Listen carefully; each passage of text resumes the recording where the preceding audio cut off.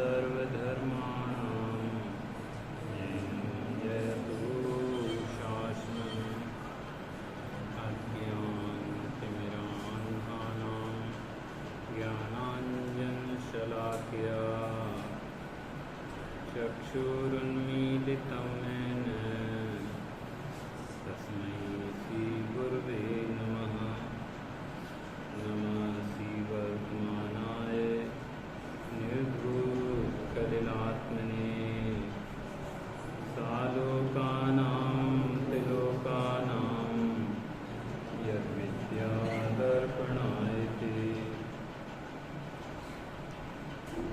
श्रीमद्भगवत समंत भद्राचार्य देवकृत श्री रत्नकरंड श्रावकाचार्य पंडित श्री सदाशिवदास जी द्वारा कृत हिंदी टीका, भाषा टीका। बड़े पंडित जी साहब कहते हैं इसका नाम वचनिका है। ये ऐसे लिखी गई है, मान लो यहाँ पंडित जी बैठे हों और श्रोताओं को सुना रहे।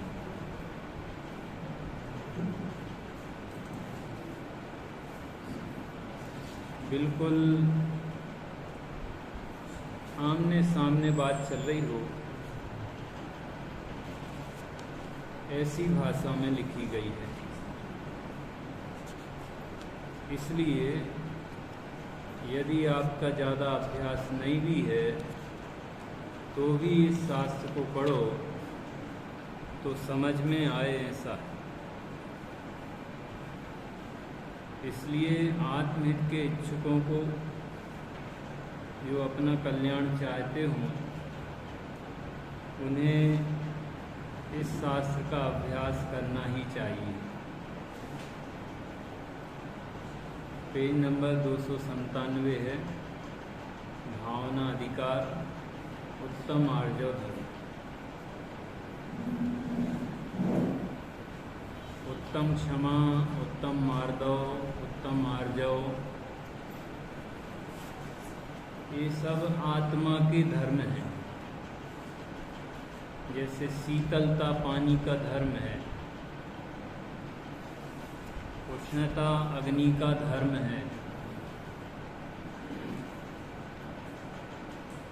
मिठास मिश्री का धर्म है। ऐसे ही उत्तम क्षमा, मार्दव, आर्जव ये हमारे धर्म हैं। लोक में शब्द प्रयुक्त होता ना, मानव धर्म। ऐसे ये क्या है? आत्मधर्म। ये क्या है? आत्मधर्म। यदि जीव का ऐसा परिणमन है तो वह धर्मात्मा है, और यदि ऐसा परिणमन नहीं है तो समझ लो वह धर्मात्मा। इनको धर्म के लक्षण कहा, और न्याय में लक्षण जो होता है वह अतिव्याप्ति, अव्याप्ति और असंभव दोषों से रहित होता। अतिव्याप्ति दोषों से रहित होता मतलब कि लक्ष्य के अलावा, लक्ष्य यानी जिसका लक्षण किया जा रहा है उसके अलावा अन्यत्र नहीं पाया जाता। और अव्याप्ति यानी पूरे लक्ष्य में न पाया जाए तो उसको कहते हैं अव्याप्ति दोष। तो ये ऐसा निर्दोष लक्षण है कि पूरे लक्ष्य में तो पाया जाता है और लक्ष्य के अलावा किसी में नहीं पाया जाता। अभ्यासी जीव होंगे, यदि वो ऐसे सूक्ष्मता से समझें तो बड़ी चुभने वाली बात है। क्या हम तो समझ रहे हम तो क्षमाशील हैं, हम तो समझ रहे हमारे परिणाम बहुत कोमल हैं, हम तो समझ रहे हमारे परिणाम बहुत सरल हैं, और लोक में भी कह रहे हैं वे तो बहुत सरल स्वभावी हैं। क्या बहुत क्षमाशील हैं, और यहाँ पे क्या कह रहे हैं कि उत्तम क्षमा मार्दव आर्जव ये सिर्फ धर्मात्मा के होते।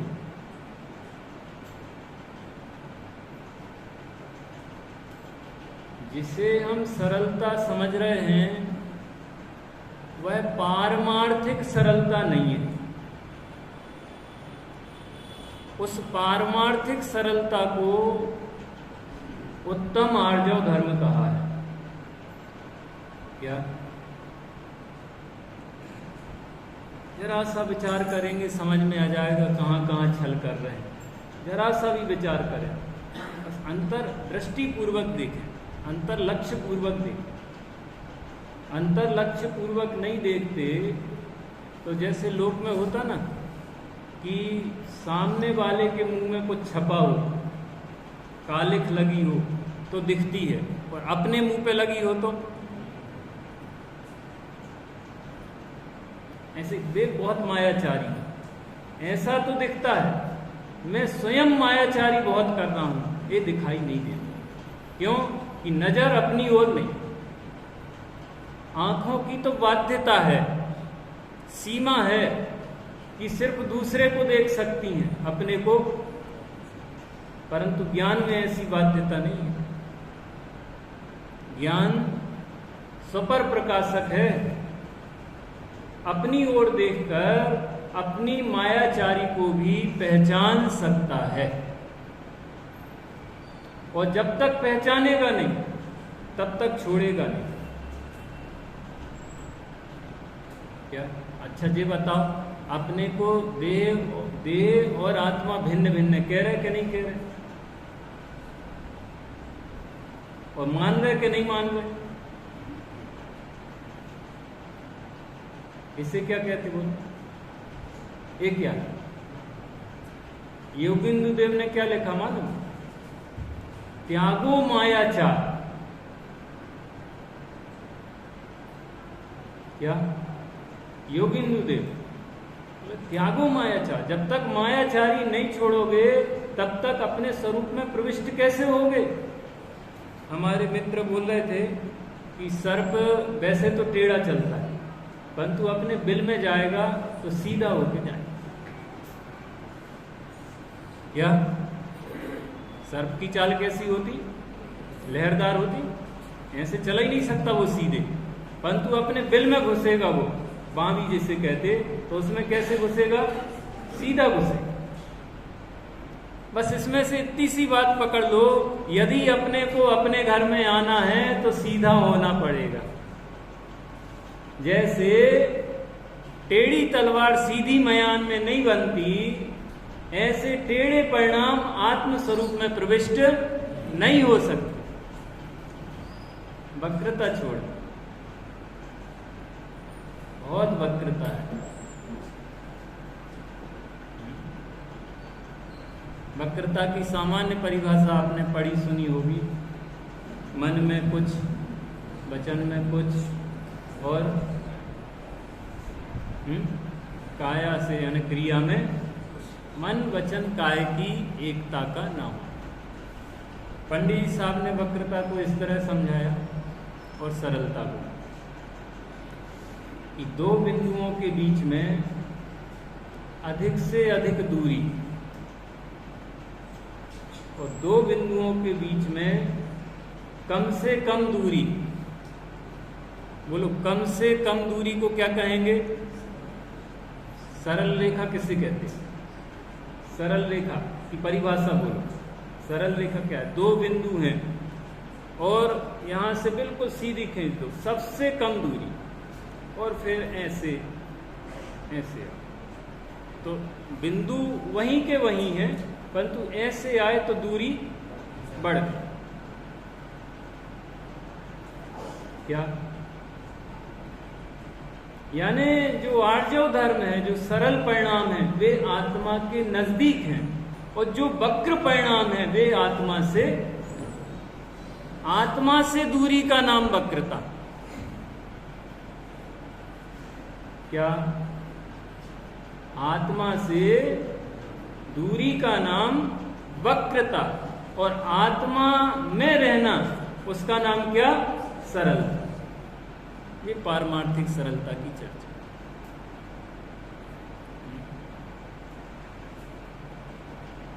अब उत्तम आर्जव धर्म का स्वरूप का वर्णन करते हैं। धर्म का श्रेष्ठ लक्षण आर्जव है। श्रेष्ठ आर्जव का अर्थ सरलता है। मन वचन काय की कुटिलता का अभाव वह आर्जव है। आर्जव धर्म पाप का खंडन करने वाला है तथा सुख उत्पन्न करने वाला है। आर्जव से सुखी होगा, मायाचारी से सुखी नहीं होगा। मायाचारी से सुखी नहीं होगा तो क्या होगा? दुखी होगा।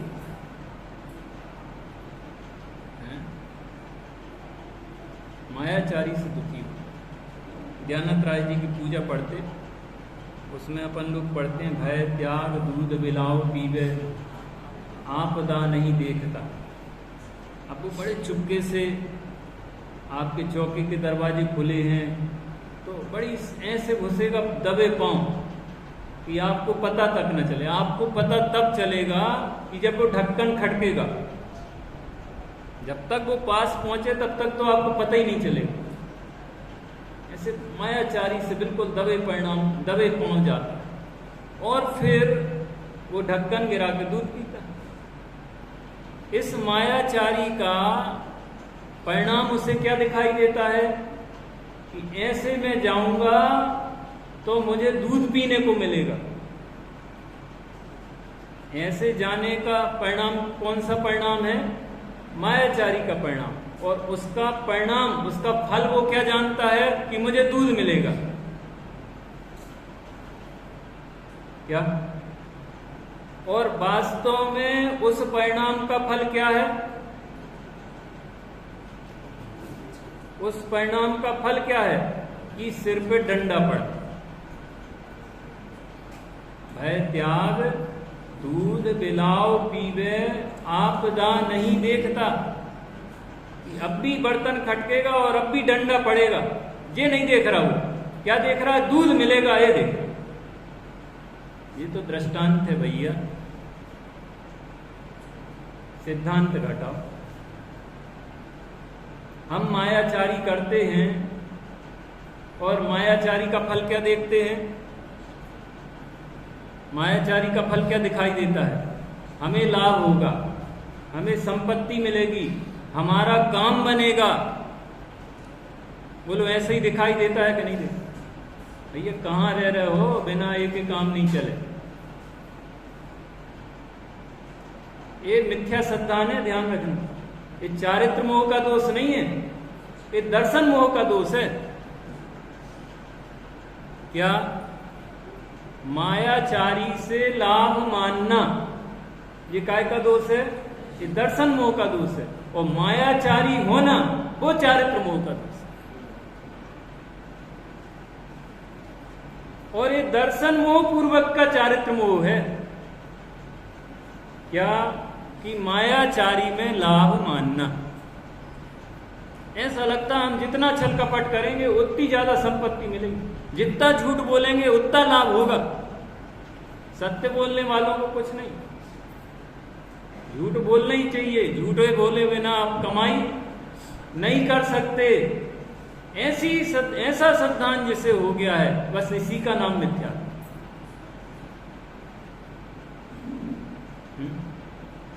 अब वो मायाचारी करने वाला क्या देखता है कि मैंने मायाचारी करी और मुझे लाभ मिला। आपदा, बोलो, मायाचारी लाभ दिलाएगी कि त्र्यंच गति में ले जाएगी? कहां ले जाएगी? एक दृष्टांत आता है, एक सेठ जी थे, उनकी अनाज की दुकान थी। अनाज की दुकान अच्छी जम गई तो उनने एक नई जगह अच्छी दुकान ले ली और वहाँ पे व्यापार करने लगे। परंतु पनपे थे कहाँ से? पुरानी दुकान से, तो वो छोड़ी नहीं। अब वो मृत्यु को प्राप्त हुए। अब वो मृत्यु को प्राप्त हुए तो स्वाभाविक है, अब सेठ कौन बन गया? उनका पुत्र बन गया। और दोनों दुकानें चालू थी, तो उनकी पुरानी दुकान के आगे अनाज के ढेर लगे। अनाज की दुकानें देखी, अनाज बिकने आता है, वे लोग खरीदते हैं, ढेर लगता है, फिर तुलता है, फिर भीतर रखाता है क्या, तो बाहर अनाज के ढेर लगे थे। तभी एक बछड़ा या बैल वो अनाज खाने आया और पुत्र ने उसको भगा दिया। वहीं से मुनिराज विहार कर रहे थे, उसे देख के मुस्कुरा दिया।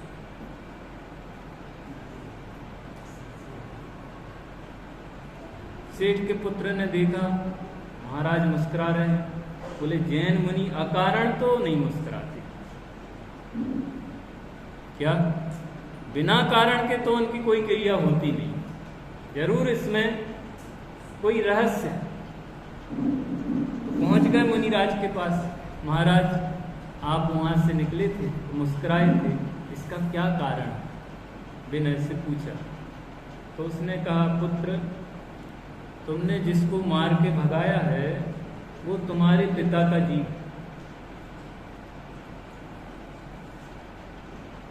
क्या आपदा? वो उसे क्या दिखता था? हमारी दुकान बढ़ रही, दुकान बढ़ रही, दुकान बढ़ रही, परंतु वो मायाचारी उसे कहां ले गई? त्र्यंच गति में ले गई। बोल पंडित साहब कहते ले जाने की कोई व्यवस्था नहीं है, कितना ही मायाचारी, ले जाने की कोई व्यवस्था नहीं है। और ले जाने की व्यवस्था है, परंतु क्या ले जाया जा सकता है ये समझो। जो ले नहीं जाया जा सकता उसके इकट्ठे करने में पूरा जीवन बर्बाद कर रहे हैं जीवन बर्बाद, और लग रहा है कर रहे हैं सार्थक। और जहां लग रहा है कि यहां होगा बर्बाद, वास्तव में होना तो यहां सार्थक है। सार्थक कहां होना? बोले जरा स्वाध्याय चल रहा, स्वाध्याय में आया करो। अरे 10 लक्षण पर्व चल रहा है, पूजा में आया करो, भक्ति किया करो। अरे साहब सीजन चल रहा, हमें समय क्या, यहां के लिए समय नहीं। देखो ये भी मायाचार है, अब भी बीमार हो जाएगा तो समय मिलेगा कि नहीं मिलेगा? बोलो बीमार हो जाएगा तो समय मिलेगा कि नहीं मिलेगा? वो क्या कह रहा, हमारे पास समय नहीं, मायाचार। अच्छा ये मायाचारी किसकी किसके साथ है? क्या देखो, मैंने नाक सिकोड़ी, मुंह बनाया, तो मुंह किसका बिगड़ा बताओ? ये मायाचारी किसने किसके साथ की? लगता है मैं दूसरे से दगा कर रहा हूं, दूसरे को बुद्धू बना रहा हूं, और वास्तव में बुद्धू बनता स्वयं।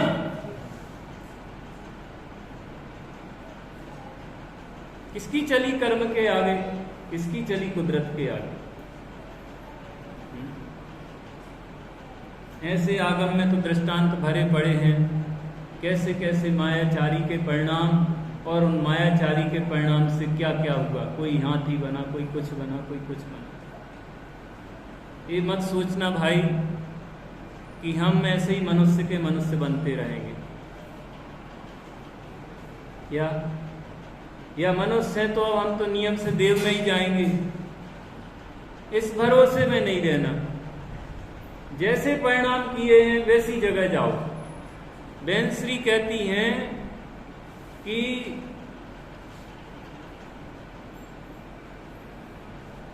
याद नहीं आ रहा एकदम, कि अपने भविष्य का निर्धारण करना, उनके शब्द एकदम याद नहीं आ रहे। अपने भविष्य का निर्धारण करना अपने ही हाथ की बात है। अपने भविष्य को उज्जवल बनाना है, क्या गर्त में डालना है, सब अपने हाथ में। अपना भाग्य अपन बनाते हैं, अपना भाग्य कोई और नहीं बनाता।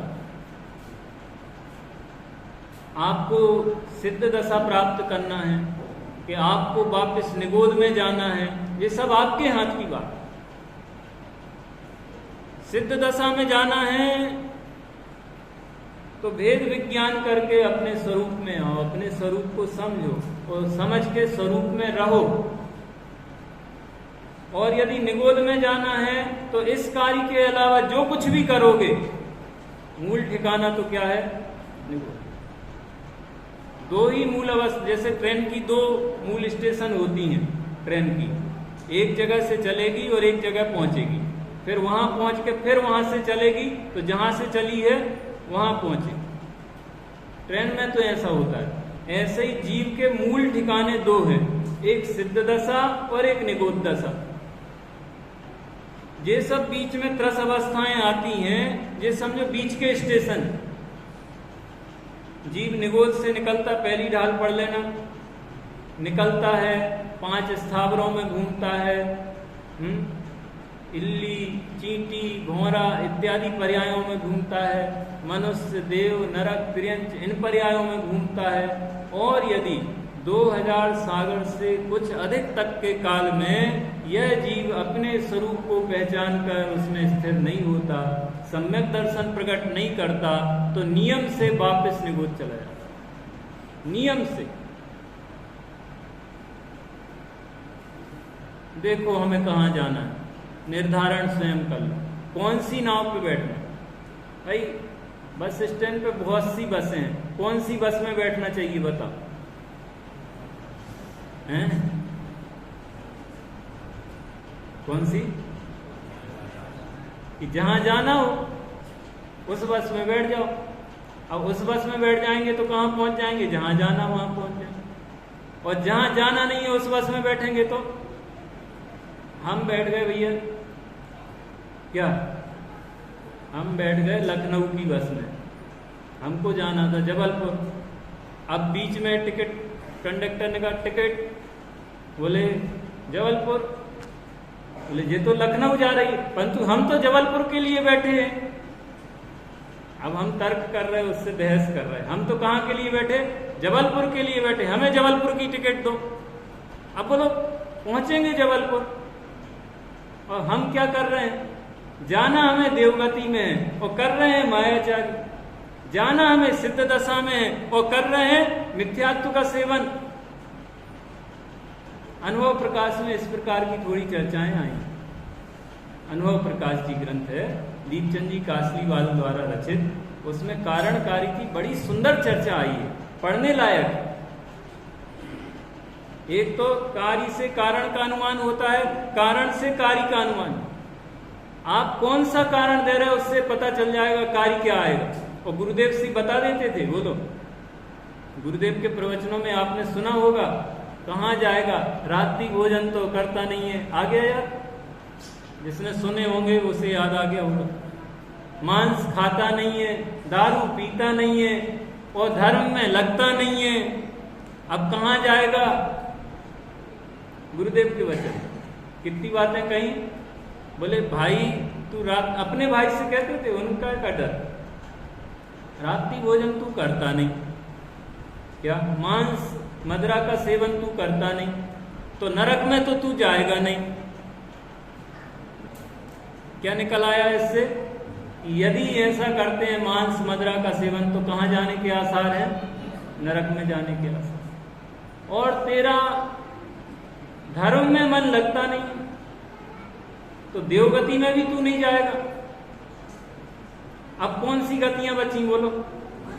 अब दो बची, मनुष्य और दिन भर व्यापार व्यापार व्यापार व्यापार। और व्यापार में परिणाम कैसे करता है? तो कहां जाएगा? बोले ढोड़ थसे, गुरुदेव की भाषा, ढोड़ थसे। ढोड़ थसे यानी घोर होगा।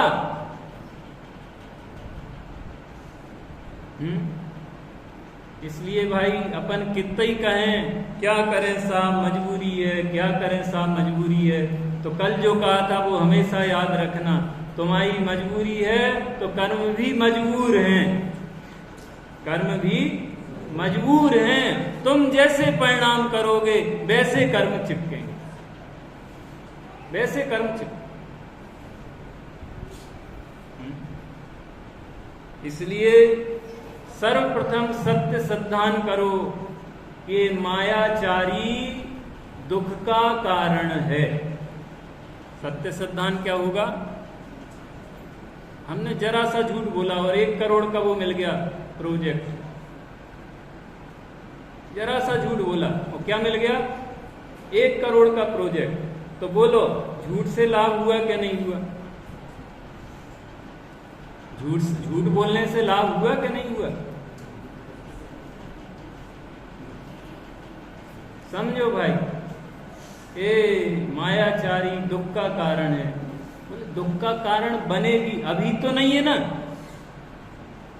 बोलो, दुख का कारण जब त्रियंच गति में जाएंगे तब दुख सहेंगे। अब कौन ने देखा जाएंगे कि नहीं जाएंगे? अभी तो मजा ले लो, यही तो बोलते लोग बात, अभी तो मजा ले लो। बोले अभी भी तुम्हें मजा नहीं है, मजे का भ्रम है बस। जिस काल में तुमने मायाचारी करी उसी समय में तुम्हारे परिणाम संक्लेश रूप हुए।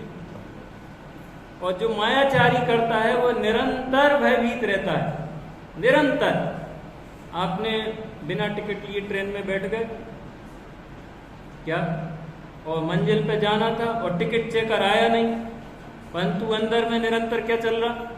आ ना जाए, आएगा तो हम बाथरूम में घुस जाएंगे, आएगा तो हम थोड़े यहाँ वहां हो जाएंगे। पूरी प्लानिंग चल रही है। कब तक?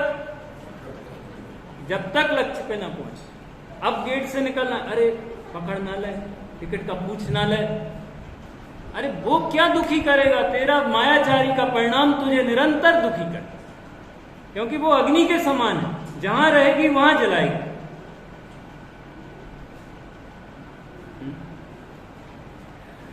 तो सबसे पहले ये सिद्धांत करें कि मायाचारी कैसी है? दुख का कारण है कि नहीं है? अच्छा, मायाचारी तो दुख का कारण है। क्रोध और मान, उनकी अभी ज्यादा चर्चा नहीं हो पाई थी। क्रोध दुख का कारण है कि नहीं है? मान दुख का कारण है कि नहीं है? और आर्जव धर्म कैसा है? विश्वास करो, सुख उत्पन्न करने वाला है। आर्जव धर्म कैसा है? सुख उत्पन्न करने वाला। टीकाकार के वचन है। अतः ऐसा सिद्धांत करके कुटिलता छोड़कर कर्म का क्षय करने वाला आर्जव धर्म धारण करो। क्या उपदेश है? क्या छोड़ो?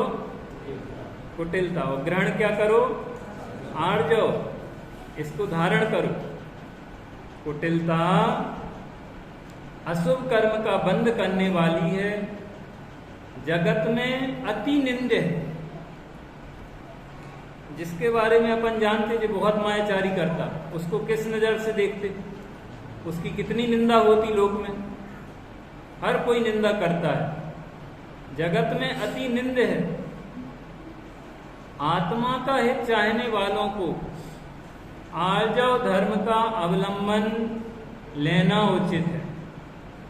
जैसा मन में विचार करते हैं वैसा ही शब्दों द्वारा अन्य को कहना तथा वैसा ही बाह्य में शरीर द्वारा प्रवर्तन करना उसे सुख का संचय करने वाला आर्जव धर्म कहते हैं। हाँ, ये अच्छी बात है पंडित जी। एक बात बताओ, हमारे मन में इसको मारने के विचार आ गए तो हम इससे कह दें कि इसे तुम्हें हम मारेंगे, और सिर्फ कहें नहीं मार भी दें, तभी तो सरलता होगी। क्या इसका नाम सरलता है? इसका नाम सरल। मन में खोटे परिणाम ही उत्पन्न नहीं होते, अच्छे परिणाम उत्पन्न होते हैं। वैसा ही शब्दों से कहता हित मित प्रिय वचन। कौन है आर्जव धर्म के धनी? मुनिराज। कैसे वचन निकलते उनके वचनों के बारे में आचार्य देव ने ऐसी उपमा करी, इतने मीठे, इतने मीठे, इतने मीठे कि उनकी मिठास देखकर द्राक्षा तो जंगल में चली गई और जो गन्ना है वो कोल्हू में पिल गया, शर्म के मारे। क्या समझ में आ गई उपमा? नहीं आई?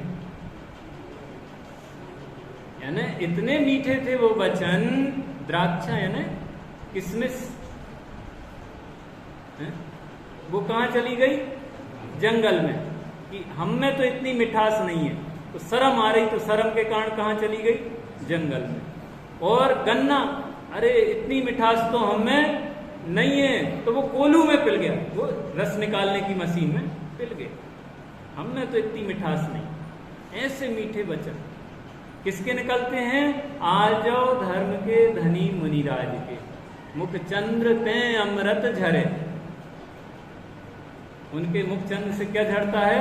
अमृत झड़। जैसा मन में विचारते हैं वैसा ही बोलते हैं। कैसा विचारते हैं? दिन रात आत्मा का चिंतन, और फिर मृदु संभाषण में वही कथन, और फिर निर्वस्त्र दिगंबर काया से भी प्रकट हो रहा अंतर। जे आर्दव धर्म की दशा, आजव धर्म एक, अंतर भी पवित्र, वचन भी पवित्र और क्रियाएं भी पवित्र। एक भाई, हो सके तो मन में ही खोटा भाव न लाओ, मन को इतना साफ रखो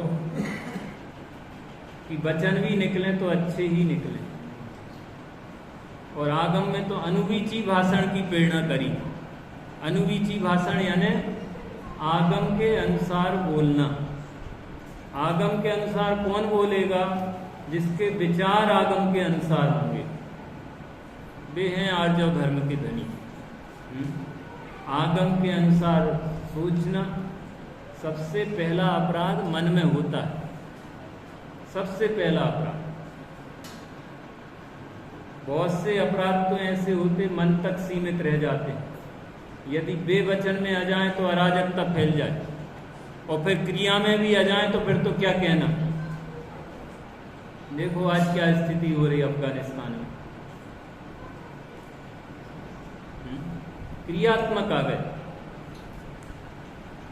तो सबसे पहले अपने मन को संस्कारित करो, अच्छा सोचो, सही सोचो। और मन को संस्कारित करने के लिए जिनवाणी का अच्छी तरह से अभ्यास करो, तत्व का चिंतन करो, भेद विज्ञान करो, मन में अच्छे विचार आवे।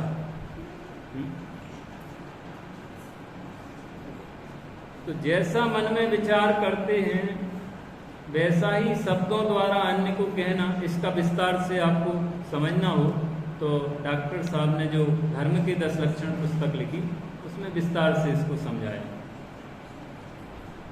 तथा वैसा ही बाह्य में शरीर द्वारा प्रवर्तन करना, उसे सुख का संचय करने वाला आर्जव धर्म कहते हैं। मायाचार रूप शल्य मन से निकालकर उज्जवल पवित्र आर्जव धर्म का विचार करो। अब कह रहे हैं कि मायाचारी का व्रत, तप, संयम सभी निरर्थक है। सुना होगा आपने, एक सेठ जी के घर में चैत्यालय था या उनका चैत्यालय था, और उसमें भगवान के ऊपर रत्न जड़ित छत्र लगे थे, रत्न जड़ित उपकरण थे। तो उसकी नीयत खराब हो गई, तो उसने क्या किया कि उसने ब्रह्मचारी का भेष बनाया, और ब्रह्मचारी का भेष बनाकर वहां रहा। बोलो, अब ब्रह्मचारी का भेष बनाकर रहा तो क्रियाएं कैसी की होंगी? आज तो हमारी रस्सी है, आज तो अष्टमी है, आज तो हमारा व्रत है। भाई ढोंगी कैसा दिखाएगा अपने को? बोल। तो व्रत कर रहा, तप कर रहा, संयम दिखाने का तो सब हो रहा है, परंतु मायाचारी से सब क्या है? निरर्थक। निरर्थक यानी इनका कोई फल मिलने वाला, क्योंकि इनका प्रवर्तन क्यों हो रहा है? मायाचारी से हो रहा है। अब इस प्रकार ये तो बहुत स्थूल मायाचारी है, ऐसी मायाचारी ना भी हो, परंतु दूसरे प्रकार की मायाचारी हो, स्वयं तो धर्मात्मा ना हो और दूसरों को धर्मात्मा दिखलावे, उसके भी व्रत तप संयम सब क्या है? निरर्थक, कार्यकारी नहीं है। यानी बाहर की क्रियाएं तो व्रत तप संयम की हो रही हैं, परंतु व्रत संयम का जो फल है वो उसको मिलने वाला नहीं। जैन धर्म एकमात्र ऐसा दर्शन है कि जो भाव प्रधान है। क्या है? भाव प्रधान है, क्रिया प्रधान नहीं है। कैसा है? भाव प्रधान। भाव प्रधान है तो भाव का फल लगता है। अब कोई कहे भाव अच्छे करेंगे क्रिया चाहे जैसी करो, बोले जिसके भाव अच्छे होते उसकी क्रियाएं खोटी होती ही नहीं। क्या? जिसके भाव अच्छे होते हैं उसकी क्रियाएं खोटी होती ही नहीं है। मायाचारी का व्रत तप संयम सभी निरर्थक है। कैसा है व्रत तप संयम? चलनी में पानी डालने के समान। चलनी में पानी डालो, कब भरेगा? बोलो। पूरी टंकी पानी डाल दो तो नहीं भरेगा। ऐसे ही ये व्रत तप संयम का पालन करे, धर्म तो दूर की बात है, पुण्य का भी संचय नहीं होगा। अच्छा देखो, एक दृष्टांत सुनाते हैं आपको। एक सेठ थे, उनका नाम था नागदत्त। वो सामायिक देने बैठे। सामायिक देने बैठे तो उनने नियम लिया कि जब तक दीपक जलेगा तब तक हम सामायिक करेंगे। क्या नियम लिया बच्चों? जब तक दीपक जलेगा तब तक सामायिक करेंगे, नियम ले लिया। अब वो सामायिक करने बैठे ऐसे बिल्कुल स्थिर, आंखें बंद करके। अब जरा ऐसे देखते जाएं कि दीपक बुझ रहा कि नहीं बुझ रहा। अब उनको लगी जोर से प्यास, बहुत जोर की प्यास लगी।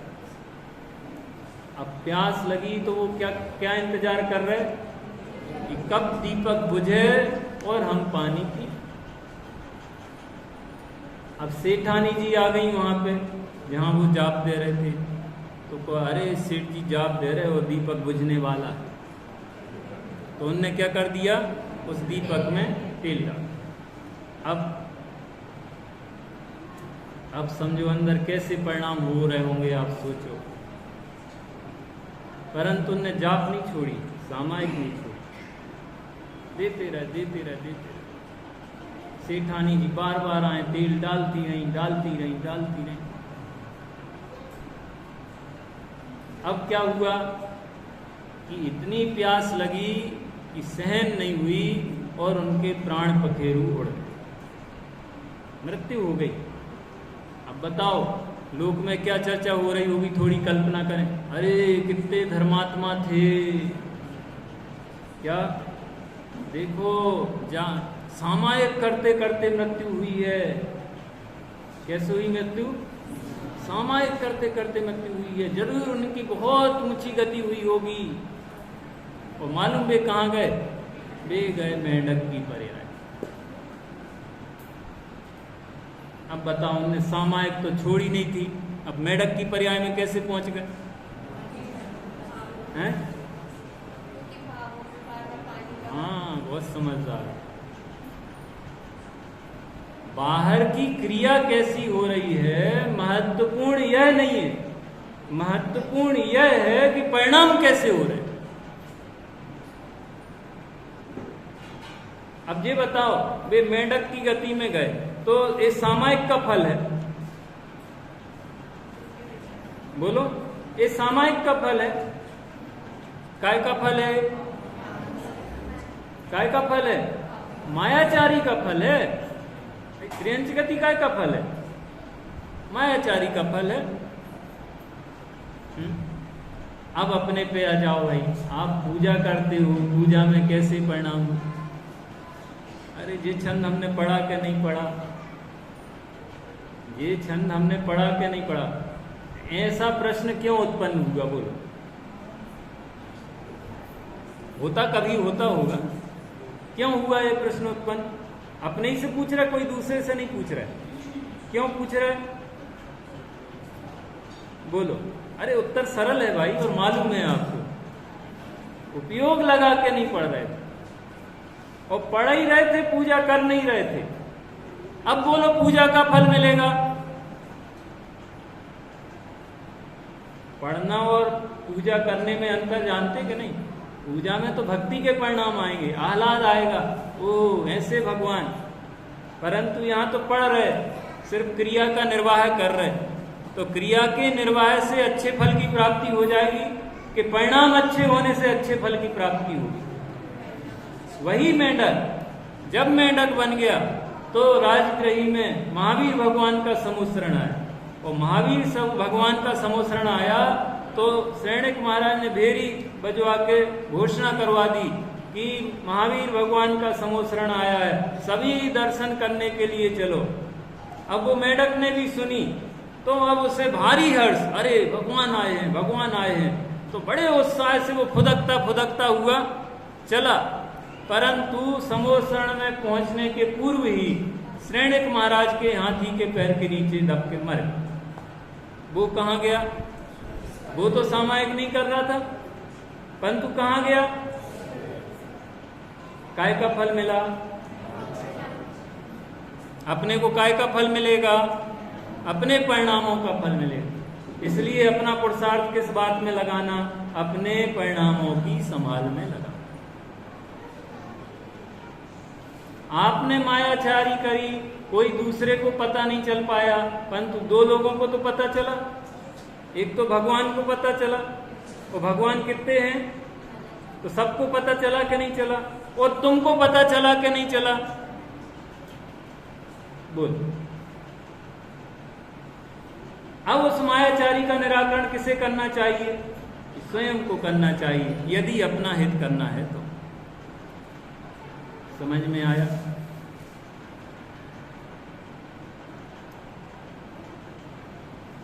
तो मायाचारी का व्रत तब संयम सभी निरर्थक है। समझ में आ गया? मायाचारी सामायिक कर रहे थे, परंतु मायाचारी के परिणाम हुए तो वो क्या गया? वो बिल्कुल निरर्थक गए, सार्थक नहीं हुए। आर्जव धर्म निर्वाण के मार्ग का सहाई है।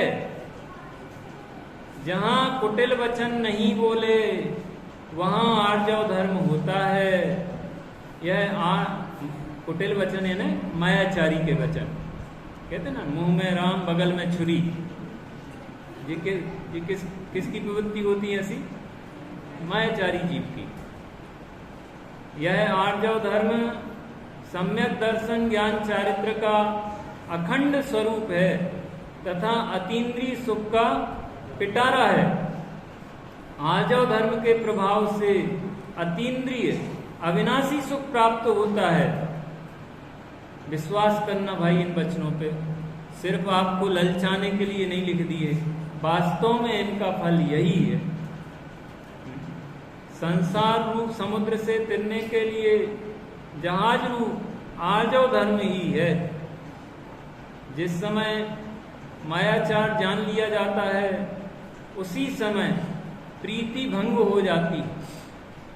एक और दृष्टांत आपने सुना होगा, सत्य घोष का। सुना है? सत्य घोष का कौन कौन ने नहीं सुना? सबने सुना है। बताओ कैसे परिणाम थे उसके? कहता था कि हम झूठ बोलें तो ये छुरी अपने पास में रखते। क्यों रखते हैं?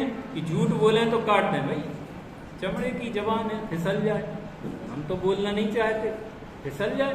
अब फिसल जाए तो एक छुरी से हम अपनी जीभ काट देंगे, ऐसा बोलता था। और अंदर में परिणाम कैसे रहते थे? निरंतर मायाचारी के रहते थे, निरंतर बोल। तो मालूम कहाँ गया वो? इस लोक में उसको क्या फल मिला और परलोक में क्या फल मिला? इस लोक में क्या फल मिला? देखो, सबसे पहला फल क्या? गोबर खाया थाली भर, गोबर। दूसरा फल पहलवान के मुक्के खाए। तीसरा फल संपत्ति कुर्क हो गई।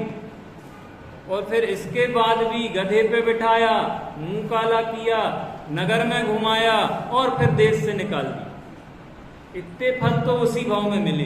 काय के? और फिर मर के कहाँ गया? कि मर के वो नरक गया। कहाँ गया? क्यों? कि बहुत लोभ था, बहुत लोभ, दूसरों की कोई चिंता नहीं, हमें तो पैसा चाहिए। ऐसे बहुत आरंभ, बहुत परिग्रह के परिणाम वाले जीव नरक में चले जाते हैं। आजकल अभी कोरोना में हुआ था ना, वो नकली इंजेक्शन बिक रहे थे, वो भी 20-20 हजार रुपए में। सुमत प्रकाश जी का एक प्रवचन सुन रहे थे, उसमें आए थे, एक व्यक्ति 2 इंजेक्शन लाया और दोनों नकली निकले, और दोनों 20-20 हजार। अब वे तो ये कह रहे थे, भाई अपन ने भी किसी के साथ ठगी की होगी तो अपने साथ ऐसा बना होगा। परंतु देखो, जो बेच रहा है उसके कैसे परिणाम है, दूसरे का जो होना हो सो हो, हमें तो पैसा चाहिए। अब इन परिणामों का फल क्या होगा बेचारा?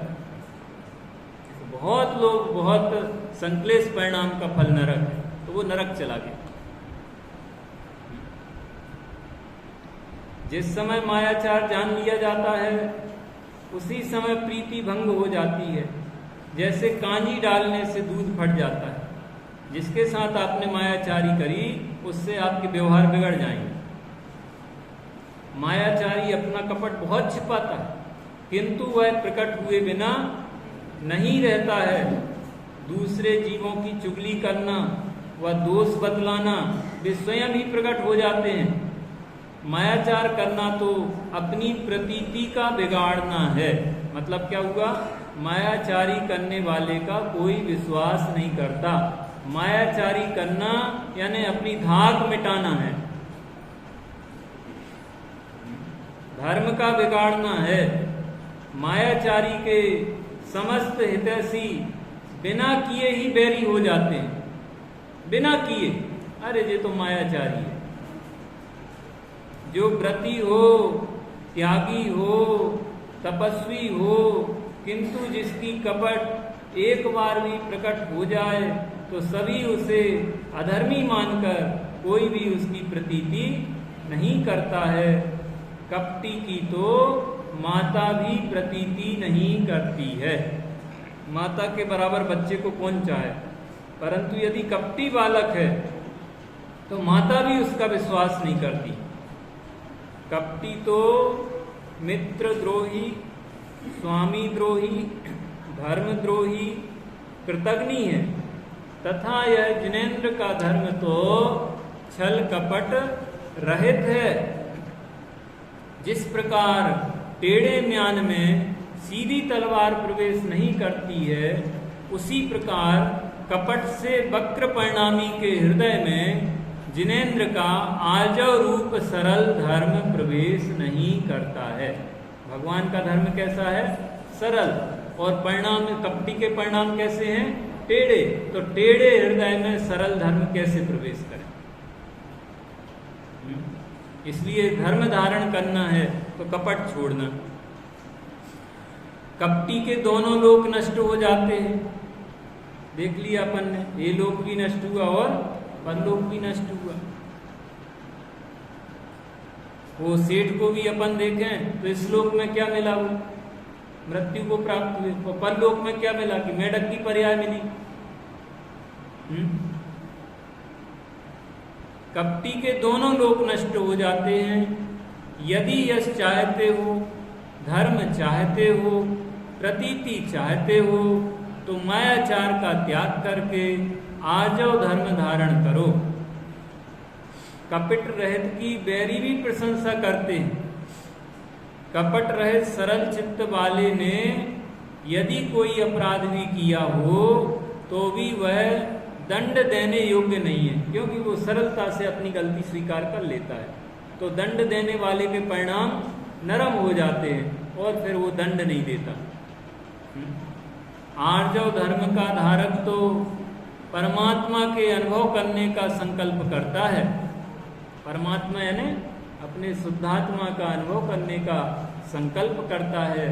कसाय जीतने का, संतोष धारने का संकल्प करता है। जगत के छलों को दूर से ही परिहार करता है, दूर से ही छोड़ देता है। वो जानता है इसका फल अच्छा नहीं है। आत्मा को असहाय चैतन्य मात्र जानता है। वो धर्मात्मा अपने आत्मा को कैसा जानता? असहाय। असहाय का क्या मतलब? असहाय के दो अर्थ होते हैं। जिसको सहायता नहीं मिलती उसे असहाय कहते हैं, और जिसे सहायता की जरूरत नहीं है उसको भी असहाय कहते हैं। अब यहाँ कौन सा अर्थ है? जिसे किसी दूसरे के सहायता की जरूरत नहीं।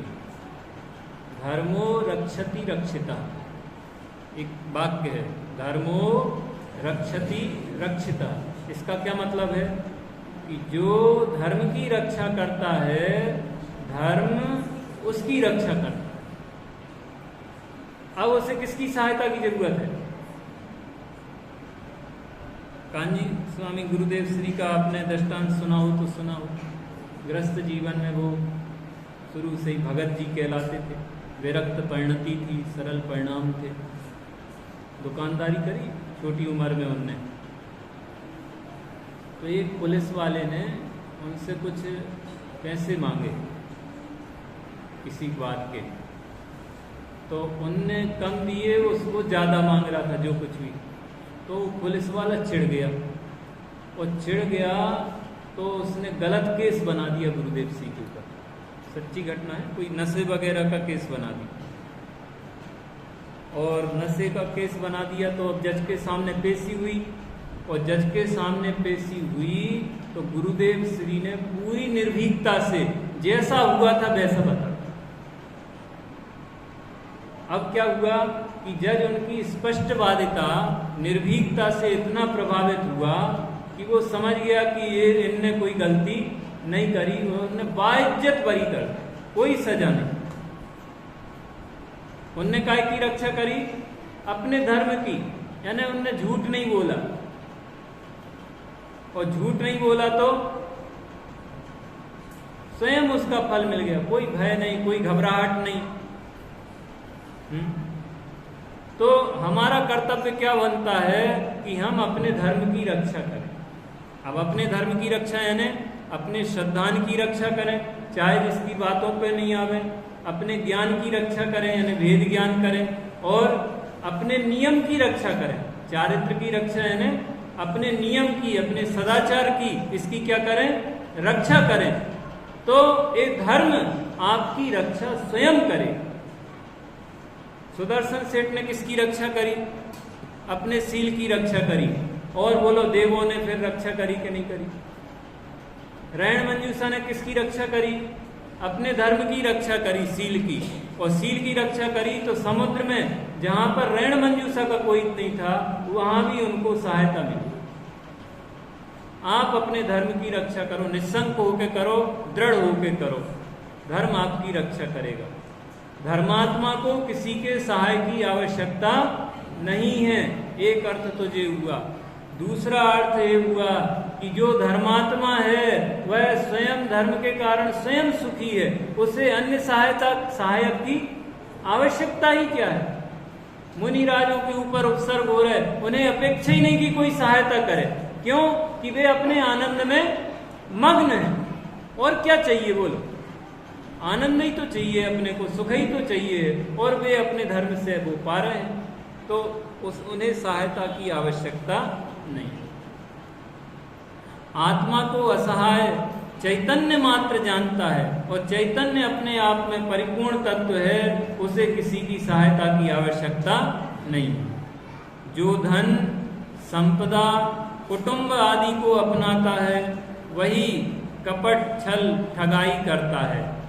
जो आत्मा को संसार परिभ्रमण से छुड़ाकर पर द्रव्यों से अपने को भिन्न असहाय जानता है, वह धन जीवन के लिए कपट नहीं करता। दोनों का लक्ष्य अलग अलग है। कपटी का लक्ष्य क्या है? कपटी की मंजिल क्या है? अरे पढ़ा ना अब भी। कपटी की मंजिल क्या है? धन। और आत्मार्थी की मंजिल क्या है? आत्मा। तो एक की मंजिल धन है, तो धन के लिए वो कपट करता है, और एक की मंजिल क्या है? आत्मा है, तो कपट करके वह अपने परिणाम बिगाड़ता नहीं है। वो तो चाहता कि हमारा कल्याण हो। वो कपट नहीं करता धन के लिए, जीवन के लिए भी कपट नहीं करता। अतः यदि अपने आत्मा को संसार परिभ्रमण से छुड़ाना चाहते हो तो मायाचार का परिहार करके आर्जव धर्म धारण करो। इस प्रकार आर्जव धर्म का वर्णन किया। सहजान